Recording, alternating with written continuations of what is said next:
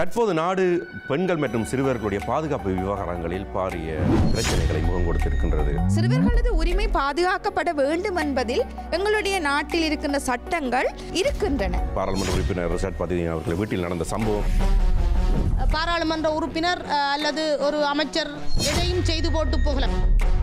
ஆனால் இந்த சம்பவத்தை நாங்கள் இப்பொழுது வடக்கு கிழக்கில் ஒப்பிட்டு பார்த்தால் தமிழ் தரப்பில் இதற்கான அங்கம் என்பது குறைவாகத்தான் இருக்கிறது. காரணம் என்னவாக இருக்கும்? யாருக்குமே உரிமை இல்லை பெண்களை வன்முறை செய்வதற்கும் வன்கொடுமை செய்வதற்கும்.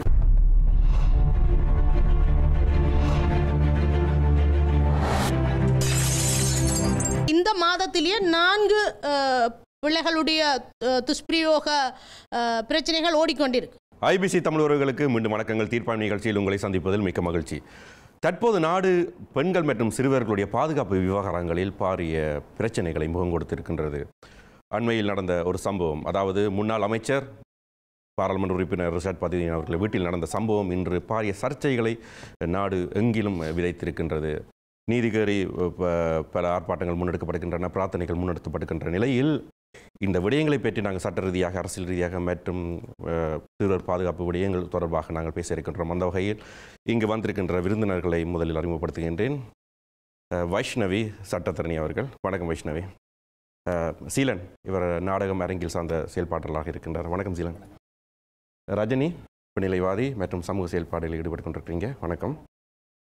திருமதி அனந்தி சசிதரன், இவரும் அரசியல் செயல்பாட்டாளர் மற்றும் தமிழ் மக்கள் தேசிய கூட்டணியினுடைய அங்கத்துவ கட்சியின் உறுப்பினராக இருக்கின்றார். அதோட ரொபின்சன், நீங்களும் சமூக செயல்பாட்டாளராக இருக்கிறீங்க. அனைவரையும் வரவேற்றுக்கொண்டு முதலாவது கேள்வியை நான் வைஷ்ணவிட்ட கேட்கலாம். இந்த இலங்கையினுடைய சிறுவர் பெண்கள் விவகாரத்தை பாதுகாப்பு சம்பந்தமான சட்டங்கள் இறுக்கமான நடைமுறையில் இருக்கின்றனவா அல்லது இன்னும் அதில் பெரிய பற்றாக்குறைகள் எதுவும் காணப்படுகின்றனவா? நாங்கள் இந்த சிறுவர்கள் பெண்கள் தொடர்பான சட்டங்களை நாங்கள் சர்வதேச ரீதியிலும் இலங்கையிலும் எவ்வாறு இருக்கின்றது என்பதை நாங்கள் பார்க்கலாம். எங்களுடைய இலங்கை ஒரு வளர்ந்து கொண்டு வருகின்ற நாடு. இந்த சர்வதேச சிறுவர் சட்டங்கள் என்று சொல்லப்படுகின்ற சட்டங்கள் ஐக்கிய நாடுகள் சபையினாலும் சர்வதேச ரீதியிலாலும் ஒரு உருவாக்கப்பட்ட உடன்படிக்கையில் எங்களுடைய இலங்கை கைச்சாத்திடப்பட்டு, அது மட்டும் இல்லாமல் எங்களுடைய இலங்கையில் இருக்கிற தண்டனை சட்டக்கோவை, முக்கியமாக குற்றவியல் சட்டங்கள் என்று சொல்லப்படுகின்ற சட்டங்களுக்கான தண்டனைகள் எவ்வாறு இருக்கின்றது என்று சொல்லப்படுகிற தண்டனை சட்டக்கோவை, அது 1880ஆம் ஆண்டுகள் 1833ஆம் ஆண்டுகளில் உருவாக்கப்பட்ட அந்த தண்டனை சட்டக்கோவையில் ஆரம்ப காலத்திலேருந்தே சிறுவர்களுக்கான உரிமைகள் கூறப்பட்டிருக்கின்றது. இது மட்டும் இல்லாமல் எங்களுடைய அரசியலமைப்பு சாசனத்தில் மனித உரிமைகள் என்று சொல்லப்படுகின்ற தவிர்ந்த அடிப்படை உரிமைகள் தொடர்பான ஒரு அத்தியாயம் காணப்படுகின்றது. அந்த அடிப்படை உரிமைகளில் எல்லாருமே சமமாக நடத்தப்பட வேண்டும், யாரும் சித்திரவதைப்படுத்தக்கூடாது, யாரையுமே கொடுமைப்படுத்தக்கூடாது என்ற தொடர்பான அடிப்படை உரிமைகள் காணப்படுகின்றது. இவ்வாறு இருக்கின்ற பொழுதிலும் இலங்கை என்ற நாட்டில் இந்த சட்டங்கள் எவ்வாறு நடைமுறைப்படுத்தப்படுகின்றது, அது நடைமுறைப்படுத்தப்படாமல் இருப்பதற்கான காரணங்கள் என்பது ஒரு கேள்விக்குறியாகத்தான் காணப்படுகின்றது. அதற்கான காரணங்களாக நாங்கள் குறிப்பிடப்பட்டால், இங்கு சுயாதீனமான முறையில் ஒவ்வொரு நிறுவனங்களும் இயங்குகின்றதா, இந்த சட்டங்களை நடைமுறைப்படுத்துவது எவ்வாறு இருக்கின்றது என்பது ஒரு கேள்விக்குறியாக இருக்கின்றது. இருந்தாலும் காலப்போக்கில் இலங்கையில் இந்த சட்டங்கள் மூலமாக பல அதிகார சபைகள் உருவாக்கப்பட்டிருந்தன. குறிப்பாக இந்த போலீஸில் சிறுவர் மற்றும் மகளிருக்கான ஒரு பிரிவு உருவாக்கப்பட்டு, சிறுவர்கள் மகளிர்களுக்கான ஏதாவது ஒரு துஷ்பிரயோகங்களோ அல்லது அவர்கள் பாதிக்கப்பட்டால் உடனடியாக போய் அங்கு முறைப்பாடு செய்வதற்கான ஒரு நிலைமை காணப்பட்டிருந்தது. சாதாரணமாக குற்றவியல் ஒரு குற்றம் நடைபெற்றிருந்தால் அந்த குற்றம் செய்த நபரை கைது செய்தால் 24 மணித்தியாலத்துக்கு முன்பாக நீதவான் நீதிமன்றத்தில் கொண்டு போய் முற்படுத்த வேண்டும் என்றுதான் சாதாரணமாக கிரிமினல் ப்ரொசீஜரில் சொல்லப்படுகின்றது. ஆனால் சிறுவர்கள் சம்பந்தமான ஏதாவது ஒரு குற்றவியல் நடவடிக்கை ஒன்று நடைபெற்று அந்த தொடர்பான ஒருவர் கைது செய்யப்பட்டிருந்தால் 5 நாட்களுக்கு மேலாக அவரை போலீஸ் நிலையத்தில் தடுப்பு காவலில் வைத்து விசாரிப்பதற்கான உரிமை ஒரு அவ்வாறான ஒரு அதிகாரம் ஒன்று போலீசாருக்கு மேலதிகமாக வழங்கப்பட்டிருக்கிறது. அந்த அளவிற்கு சிறுவர்களது உரிமை பாதுகாக்கப்பட வேண்டும் என்பதில் எங்களுடைய நாட்டில் இருக்கின்ற சட்டங்கள் இருக்கின்றன. ஆனால் இந்த சட்டங்கள் சாதாரண குடும்பத்தென்றால் முதலில் கைது செய்த பின்பு தான் விசாரிப்பார்கள் போலீஸ் நிலையத்தில் வைத்தல். அது ஏன் இந்த அதிகார வர்க்கத்தில் இருப்பவர்களுக்கு இந்த காலதாமதம்? இல்லை, அதிகார வர்க்கத்தில் இருப்பது, அதாவது அரசியலும் எங்களுடைய நாட்டில் இருக்கின்ற உரிமைகள் ஏனைய விடயங்கள் எல்லாம் ஒன்றோடொன்று பின்னி பிணைந்திருப்பதாகத்தான் தற்பொழுது பார்க்கக்கூடியதாக இருக்கின்றது. அதிகார வர்க்கத்தில் இருப்பவர்களை போய் கைது செய்வதற்கு கூட சில வழியில் தயங்குகிற ஒரு நிலைமை காணப்படுகின்றது. ஏனென்று சொன்னால் எங்களுடைய நாட்டில் நாங்கள் இப்போ குறிப்பாக எடுத்து பார்த்தால் எல்லா சட்டங்களும் பாராளுமன்றத்தில் தான் ஆக்கப்படுகின்றது. அதே நேரம் அந்த பாராளுமன்றத்தில் இருப்பவர்களுக்கான சிறப்புரிமைகள் சிலது காணப்படுகின்றது. இந்த இடத்தில் நாங்கள் அதிகார வர்க்கத்தில் இருப்பவர் என்றதுக்கு அப்பால் எங்கள் நாட்டில் இருக்கின்ற ஒரு சிறுமி பாதிக்கப்பட்டிருக்கின்றார். அவருக்கான சட்டங்கள் இலங்கையில் எவ்வாறு இருக்கின்றது, அதற்கான விசாரணைகள் எவ்வாறு முன்னெடுக்கப்படுகிறது. அந்த சிறுமி இறந்து தற்பொழுது 3-4 நாட்கள் இருக்கும் என்று நினைக்கின்றேன். அந்த விசாரணைகள் எவ்வாறு முன்னெடுக்கப்படுகின்றன, இந்த விசாரணைகள் செய்வதற்கான ஒரு உரித்து இருக்கின்றது போலீஸாருக்கு தான் இருக்கிறது. நாட்டில் ஒரு குற்றம் நடைபெற்றிருந்தால், அந்த ஒரு நாட்டில் இருக்கிற ஒரு பிரஜையொருவர் பாதிக்கப்பட்டிருந்தால் அந்த நாடு தான் அதற்குரிய வழக்கை தொடுக்க வேண்டும். வழக்கு தொடராக இருப்பது ஸ்டேட். அப்போ ஸ்டேட் இருக்குமென்னு சொன்னால் சட்ட அதிபர் திணைக்களம் தான் அந்த பாதிக்கப்பட்ட நபருக்கு அல்லது துன்புறுத்தப்பட்ட நபருக்காக நீதிமன்றத்தில் தோன்றுவதற்கான அதிகாரம் இருக்கின்றது. அப்போ சட்டமா அதிபர் திணைக்களமும் போலீசாரும் இணைந்து, அத்துடன் சிறுவர் பாதுகாப்பு அதிகார சபை, சிறுவர் நன்னடத்தை உத்தியோகத்தர்கள், அது மட்டும் இல்லாமல் தேசிய சிறுவர் பாதுகாப்பு சபை, எல்லாருமே ஒன்றிணைந்து இந்த விடயத்தில் முன்னெடுப்பதன் மூலமாக மட்டும்தான் நீதியை பெற்றுக்கொள்ள முடியுமே ஒழிய, சட்டங்கள் எழுத்தில் இருக்கின்றது என்பதற்காக நாங்கள் அதற்காக ஒருமித்து குரல் கொடுக்காத பட்சத்தில் அந்த சட்டங்களையும் நாங்கள்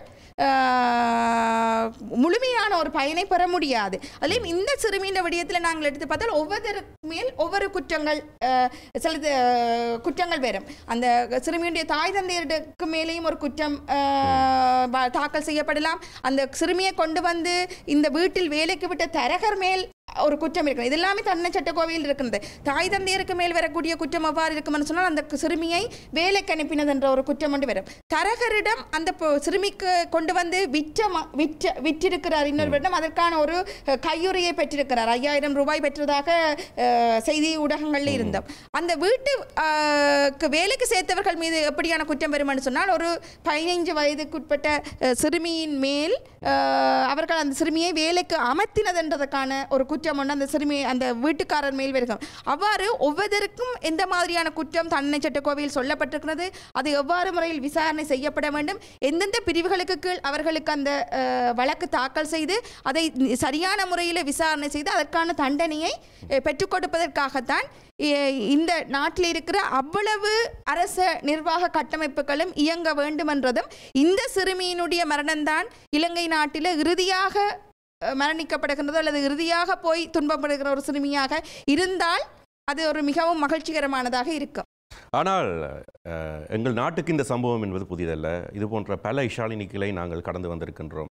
ஆனால் ஒவ்வொரு செய்திகளுக்கு பிற்பாடு தான் அதனுடைய பிரச்சனைகள் பூதாகரமாக முன்னெடுக்கப்படுகின்றது. அதை பற்றி பேசுகின்றார்கள், ஆர்ப்பாட்டம் பண்ணுகின்றார்கள், நீதிக்கான கோரிக்கைகள் முன்னெடுத்து போராட்டங்கள் முன்னெடுக்கப்படுகின்றன. இந்த வகையில் நான் அரசியல் செயல்பாட்டலாக இருக்கின்ற திருமதி அனந்தி சசிதரன் அவர்களுடன் கேட்கின்றேன், அரசியல் ரீதியாக இந்த பிரச்சனைகளை நீங்கள் எவ்வாறு பார்க்குறீங்க? கடந்த காலங்களிலும் நடந்த பல துஷ்பிரயோகங்கள், வன்முறைகள் கூட ஒரு கட்டத்தில் அரசியலாக்கப்படுகின்ற நிலைமையைத்தான் நான் பார்த்திருக்கேன். ஆனால் உங்களுக்கு தெரியும், வடக்கு மாகாணத்தில் மகளிர் பிரிவண்டி இருந்தாலும் கூட அது பிரிவாக இல்லை, அதுக்கு ஆளணி இல்லை, செயல் திட்டம் எதுவும் இல்லை. ஆனால் இந்த சிறுவர் துஷ்பிரயோகம் என்பது அல்லது பெண்களுக்கு எதிரான வன்முறை இவை ஒன்றாக பார்க்கலாம். அவற்றை அதற்கு எதிரான மாற்றங்களை சமூகத்தில் தான் கொண்டு வரலாம். இன்றைக்கு சமூகம் மிக மோசமாக போயிருக்கு. நாங்கள் இந்த இடத்துல ஒரு பிள்ளையை பற்றி பேசி கொண்டிருக்கிற நேரத்திலேயே எத்தனையோ வீடுகளில் சிறுமிகள், சிறுவர்கள் இவ்வாறான கூலி தொழிலாளிகளாக இருக்கிறதையும் நாங்கள் பார்க்கிறோம். அப்போ என்ன சட்டங்கள் வலுவானதாக இப்போ பார்த்தால் பாராளுமன்ற உறுப்பினர் அல்லது ஒரு அமைச்சர் எதையும் செய்து போட்டு போகலாம். இன்றைக்கு நீதி எங்களுக்கு எல்லாருக்கும் சும்மா வார்த்தையில் தான் சொல்லப்படுது, சட்டத்தின் முன் எல்லாரும் சமன் என்று. ஆனால் இன்றைக்கு ஆட்சியாளர்களுடைய பக்கத்தில் இருந்து பார்த்தா கூட சட்டம், நீதி அவ்வாறு இல்லை. இன்றைக்கு நிறைய இடங்கள் அதெல்லாம் மீறப்பட்டு எல்லோருமே வலிமை உள்ள வல்லவர்களாக நீதியின் இடத்திலிருந்து தப்பிக்கொண்டிருக்கின்ற பக்கத்தையும் நாங்கள் பார்க்கின்றோம். ஏனென்றால் அவ்வளவு தங்களிடம் இருக்கின்ற அதிகாரமும் ஆட்சி பற்றும்.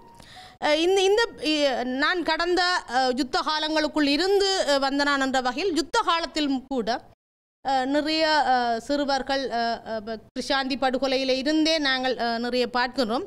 ஆனால் எங்கேயும் நீதி எங்களுக்கு கிடைச்சிருக்கே இல்லை.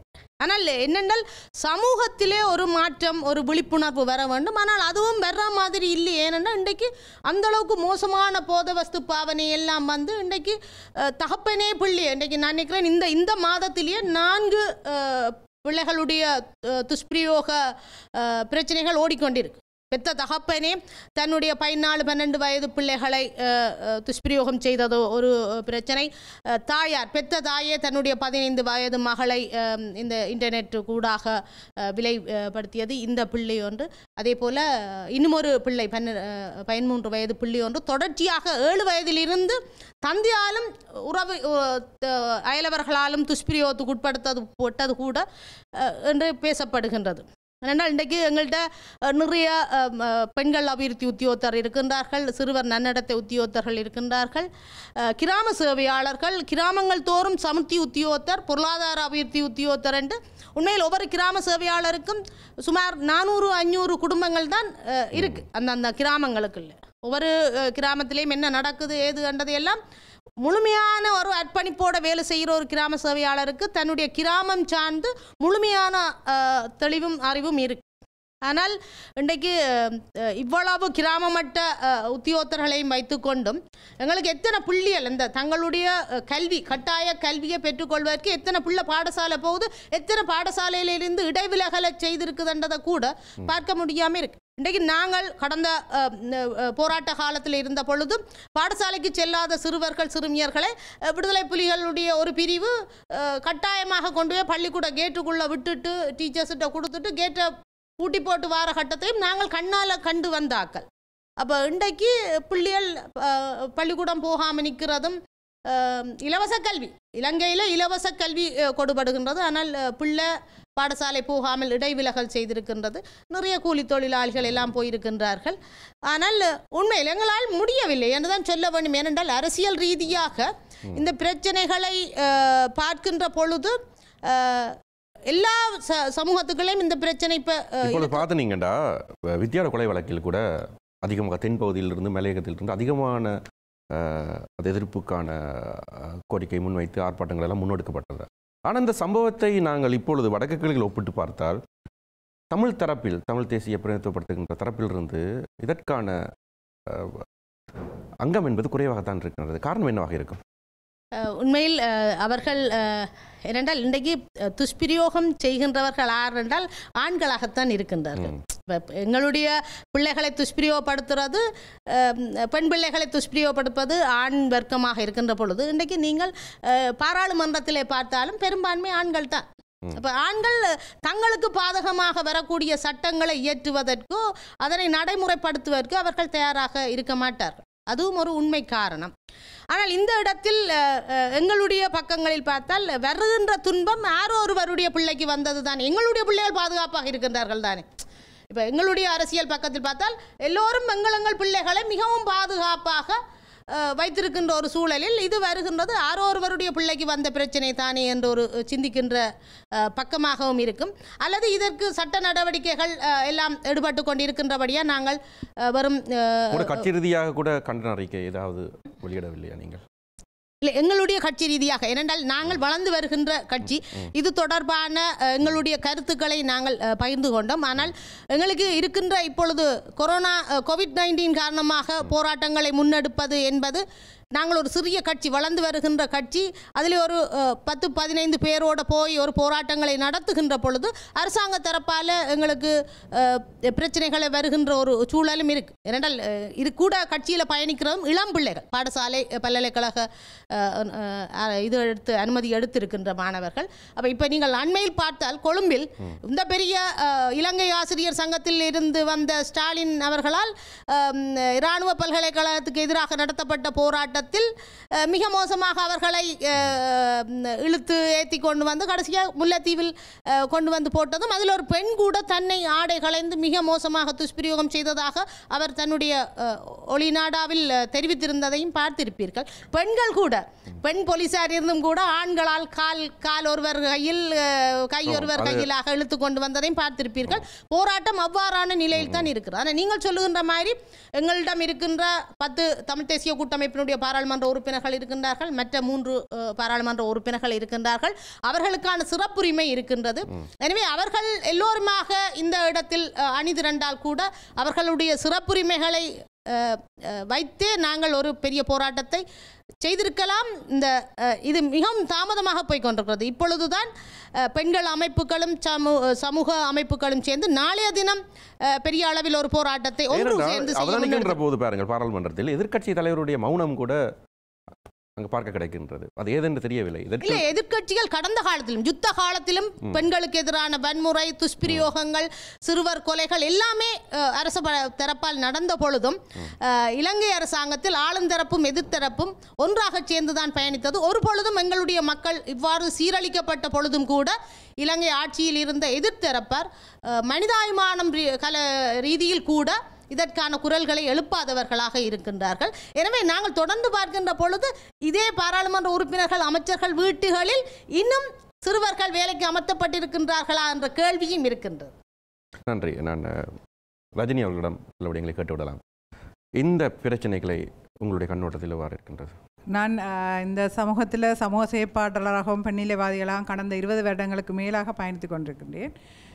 அந்த அடிப்படையில் தொடர்ந்து குறிப்பாக சொல்லணும் என்றால் ரோட்டில் நின்ற காலம்தான் கூடவாக இருக்கும் இப்படியான சிறுமிகளுக்கும் பெண்களுக்கும் எதிரான வன்முறைகளுக்கு குரல் கொடுப்பதில். இதில்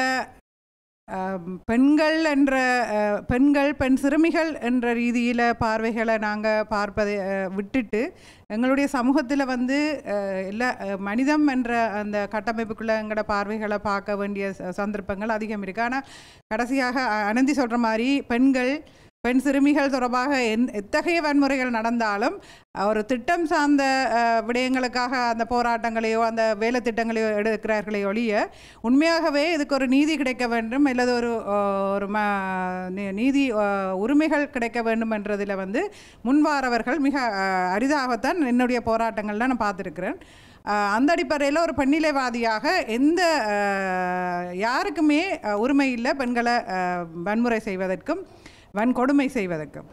கிட்டத்தட்ட வல்லமை சமூக மாற்றத்துக்கான இயக்கத்துக்கூடாக நாங்கள் கிட்டத்தட்ட 16 பெண் சிறுமிகளின் பாலியல் வன்கொடுமை வழக்குகளை பின்தொடர்ந்து கொண்டிருக்கிறோம். அவர்களோட பயணித்து கொண்டிருக்கிறோம், அவர்களோட வீடுகளோடு பயணித்து கொண்டிருக்கிறோம், அந்த பெண்களின் வழக்குகளோடு நாங்கள் பயணித்து கொண்டிருக்கிறோம். அதில் தீர்ப்புகள் கிடைத்ததென்றால் மிகவும் அரிதான 2-3 வழக்குகளுக்கு தீர்ப்புகள் கிடைத்ததை ஒழிய இன்னும் அந்த வழக்குகள் கிடப்பதும் தொடர்ந்து பயணிக்கின்ற விஷயங்களில் தடைகள் ஏற்படுவதும் அந்த குடும்பங்கள் தடுமாறுவதும் தான் பார்த்துருக்கிறோம். அதில் சமூக செயற்பாட்டாளராக அந்தந்த நேரத்தில் அந்தந்த பிரச்சனைகளுக்கு முன்னுக்கு வருவார்களைப்படியே இதில் தொடர்ந்து பயணிக்கிறதும் பெண்களின் வன்கொடுமைகளையோ பெண்களுக்கு எதிரான வன்முறைகளையோ ஒரு விஷயமாகவே மதிக்கிற சமூகமாக குறிப்பாக யாழ்ப்பாண சமூகம் இல்லை. இலங்கையில் குறிப்பாக அதை ஒரு பார்வையாக பார்க்குறதில்ல. குறிப்பிட்ட சில ஆண்கள் எல்லோருமே நான் இதில் நாங்கள் ஆண்களோட பயணிக்கிற ஒரு செயற்பாட்டாளர்கள். அந்த அடிப்படையில் வன்முறையாளராக அடையாளப்படுத்தப்படுகிறவர்கள் அதிகமாக ஆண்களாக இருக்கிறார்கள். இந்த ஆண்களோட வேலை செய்யக்கூடியவர்களாக இருக்கிறது அரசும் ஆண்களும் தான். விழிப்புணர்வு ஏற்படுத்தணும் என்றால் அது உண்மையாக ஆண்களுக்கு தான், பெண்களுக்கு அல்ல. பெண்களுக்கு விழிப்புணர்வு ஏற்படுத்தணும் என்று சொல்லித்தான் எல்லா மட்டங்கள்லையும் எல்லா வேலை திட்டங்களும் முன்னெடுக்கிறத நான் பார்த்துருக்கேன். இப்போ ஒரு சிறுவர் வேலை வாய்ப்புக்கு ஒரு விஷயத்தை கலைக்கும் போது அந்த சிறுமியை வேலைக்கு அனுப்புவது தந்தையாக இருக்குமா தாயாக இருக்குமா? இதில் தந்தை தாயன்று பிரித்து பார்க்குற சமூகமாக நாங்கள் இருக்கக்கூடாதுன்னு தான் என்னுடைய பார்வை. இதில் தந்தையோ இங்கே ஒரு பிரச்சனை ஒன்று இருக்கின்றது. அடிப்படை வறுமை என்பது ஒரு விஷயம். வறுமை ஒழிப்பை பற்றி யாருமே அதை பற்றி அதிகமாக பேசுவதில்லை. அந்த வறுமை அந்த பொருளாதார ரீதியாக எங்களுக்கு இருக்கிற பின்தங்கிய நிலை என்றதெல்லாம் பார்க்கணும். பெரிய அதில் யார் சில வீடுகளில் மூத்த அண்ணாவே அனுப்புறதா இருக்கும், மூத்த அக்காவே அனுப்புறதா இருக்கும். என்னடா அங்கே ஒரு தலைமைத்துவம் யார்கிட்ட இருக்குதோ அந்த தீர்மானிக்கிற இடங்களா இருக்கும். இப்போ இதில் தந்தையா தாயா பெண்ணா பெண்ணா ஆனா இந்த வாதங்களுக்கு இடமே இல்லை. குறிப்பாக இலங்கையிலே பார்த்தீங்கன்னா மலையகத்தை எப்பவுமே மலையக மக்களோட கதைக்கின்ற பொழுது மிகவும் கவலையாக இருக்கிறது. எனக்கு என்னென்னா அவர்கள் எப்பவுமே தங்களை அனுதாபமாக நீங்கள் பார்த்து கதைக்க வேண்டிய சூழல் மாதிரியான உரையாடல்கள் அவர்கள் மத்தியில் இருக்கும். அது அந்த இடத்துக்கு நாங்கள் அவர்களை வைத்திருக்கிறோமா அல்லது அவர்கள் அப்படியே இருக்கணும் என்று நினைக்கிறோமா என்றதில் எனக்கு சரியான ஆதங்கங்கள் இருக்குது. அந்த அடிப்படையில் இன்றைக்கு சிறுவர்களை வேலைக்கு அமர்த்துதல், குறிப்பாக பெண் சிறுமிகளை வேலைக்கு அமர்த்துறது என்றது ஏற்றுக்கொள்ளவே முடியாது. அதுக்கு சட்டங்கள் இருக்குது, எப்படியானவர்கள் எப்படியான வேலைகளுக்கு போகலாம் என்ற ரீதியில். ஆனால் இது மலையகத்தில் மட்டும் நடக்கல. இன்றைக்கி யாழ்ப்பாணத்தில் பார்த்துட்டிங்கன்னா கடைகளில் வேலை செய்கிற பெண்களுக்கு சரியான கூலி கொடுக்கப்படுதா, அவர்கள் சரியாக பாதுகாப்பான வேலையில் இருக்கிறார்களான்னா இன்றைக்கு கேள்விதான். அவர்கள் பாலியல் வன்கொடுமைக்கு உள்ளாவதும் பாலியல் சுரண்டலுக்கு உள்ளாவதும் எங்களுக்கு முறைப்பாடாக வருகின்றது. ஆனால் சட்ட ரீதியான முறைப்பாடுகளை செய்வதற்கு எங்களுடைய சமூக கட்டமைப்பு இடம் கொடுக்குதில்லை. முறைப்பாடுகள் உங்களுக்கு வந்திருக்கின்றது நிறைய எங்களோட ஒரு உளவளத்துணை சார்பாக அவர்கள் எங்களோட உரையாடுவாங்க. அதை எப்படி கையாளுறது, சட்ட ரீதியாக போலீஸுக்கு போகிறதால வரப்போகிற பிரச்சனைகள், வேலை இழப்புகள், இதுகளை தவிர்ப்பதற்காக எவ்வாறு இதை தனிநபராக கையாள்வது என்ற தொடர்பில் எங்களோட இது தொடர்பாக நாங்கள் தொடர்ந்து வேலை செய்து கொண்டிருக்கிறோம். அந்த பெண்களோடய வேலை செய்து கொண்டிருக்கிறோம். ஆனால் தவிர்க்க முடியாது ஆணாதிக்க சமூகத்தை கொண்டவர்களாக தான் நாங்கள் இருக்கிறோம். அதில் குறிப்பாக யாழ்ப்பாணம் மிகவும் ஆணாதிக்க அதிகாரம் கொண்ட சமூகம். நீங்கள் நடவடிக்கை எடுக்கும்போது உங்களுக்கு பிரச்சனைகள் வந்தனவா? தனிப்பட்ட ரீதியாக ரஜினி என்ற ரீதியில் பிரச்சனை வராது.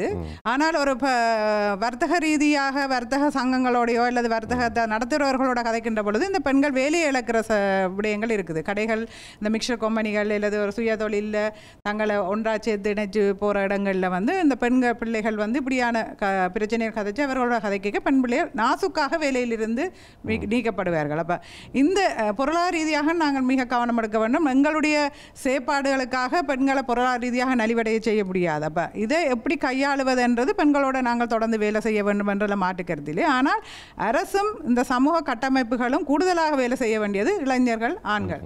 இதில் இதே அரசும் கூடிய பார்வை செலுத்தணும்.